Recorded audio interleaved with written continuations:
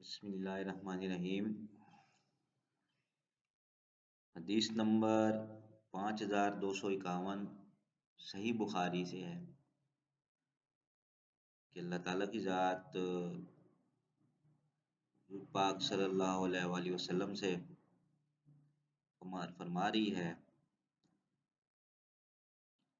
اور یہ حدیث ہے مالک اسماعیل بن عبداللہ سے کہ اے نبی، تم اور تمہاری امت کے لوگ جب عورتوں کو طلاق دینے لگیں تو ایسے وقت طلاق دو کہ ان کی عدت اسی وقت شروع ہو جائے، اور عدت کا شمار کرتے رہو، پورے 3 طہر یا 3 حیض، اور سنت کے مطابق طلاق یہی ہے۔ یعنی کہ اب تم نے اگر طلاق دینے کی ٹھان لی ہے تو جس وقت ماہواری یعنی کہ آتی ہے اور وہ سٹارٹ ہو جاتا ہے ماہواری کا اگلے ٹائم، تو آپ نے پھر بلکہ وہ جو اس سے فارغ ہوتی ہے اور پاک ہوتی ہے پھر آپ اس کو عدت دو۔ ماہواری آئی اس دوران میں نہیں، جو ہی اس کے بعد پھر وہ کچھ دنوں میں پاک ہوتی ہے عورت، اور پھر جو ہے نیا مہینہ سٹارٹ ہوتا ہے تو اس وقت عدت وہ جو ہے طلاق دینی چاہیے۔ یہ ایک سنت طریقہ ہے اگر آپ کو، تاکہ آپ اس کا شمار جو ہے وہ 3 حیض تک یا 3 طہر تک کیا جا سکے۔ یہ سنت کے مطابق ہے کہ حالت طہر میں عورت کو ایک طلاق دے اور اس طہر میں عورت سے ہم بستری نہ کرے۔ یہ بھی خیال رکھنا ہے، یہ اب مزید حضور پاک صلی اللہ علیہ وسلم کی طرف سے یہ آگاہی آ گئی۔ اللہ تعالیٰ نے تو فرمایا نا کہ طلاق اگر تم نے دینی ہے تو کیا کرنا ہے، ٹھیک ہے نا؟ اور طلاق والی عورتیں کس طرح سے اپنے آپ کو رکھیں گی، اور پھر کہ وہ ان کو کہیں بھی دوسری جگہ نکاح نہیں کرنا جب تک ان کا 3 ماہ کا عرصہ پورا نہیں ہو جاتا، اور نہ ہی انہوں نے اپنے رحم میں جو کچھ ہے وہ چھپانا ہے یا ضائع کرنا ہے۔ ٹھیک ہو گیا جی۔ اور دوسری بات ہے کہ اگر وہ اللہ تعالیٰ پر اور آخرت پر یقین رکھتی ہیں تو، اور یہاں پر بھی اس لیے یقین رکھنے کی بات کی تھی یہ کہ آخرت ہے تو وہاں اگر وہ ان کے ساتھ ظلم ہوا ہے تو پھر دنیا میں تو ہوگا ہی ہوگا، تو آخرت میں بھی پوچھ گچھ ہوگی ساتھ میں، ٹھیک ہے؟ اس لیے جو ہے کسی کے حساب سے پھر پریشان نہیں ہونا، صرف یہ ہے کہ اللہ تعالیٰ کی ذات پر یقین رکھنا ہے۔ تو اسی طرح سے جو ہے وہ مرد کو بھی چاہیے کہ جب وہ عورت کو ایک دفعہ طلاق دے دے تو پھر اس سے ہم بستری نہ کرے،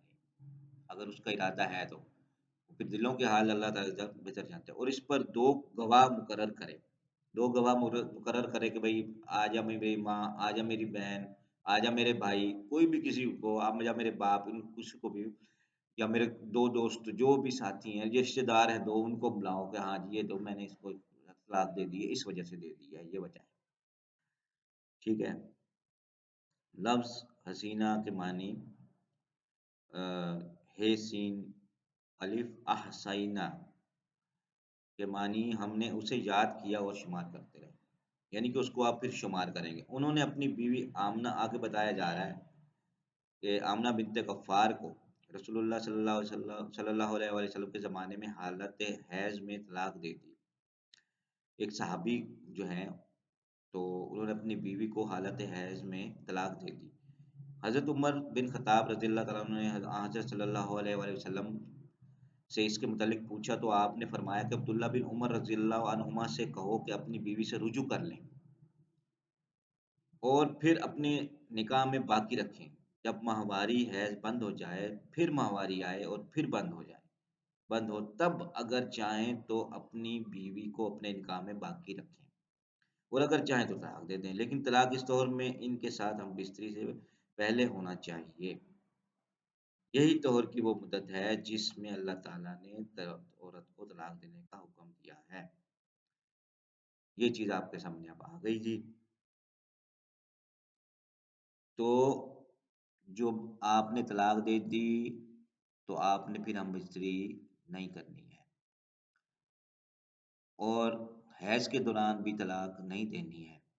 جب وہ حیض سے پاک ہو جاتی ہے، شروع میں ہی بیان کر دیا تھا، اس وقت پھر طلاق دینی ہے جو گھر میں رہتا ہے۔ باقی جو آیات میں قرآن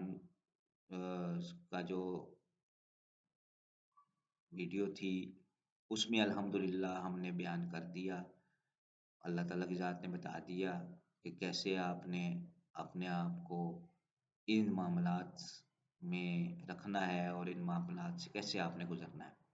اور پھر حدیث کے مطابق بھی میں نے آپ کے سامنے بات رکھ دی۔ اللہ تعالیٰ ہمیں آپ کو صحیح دین کی سمجھ بوجھ عطا کرے، اللہ تعالیٰ کمی بیشی معاف کرے،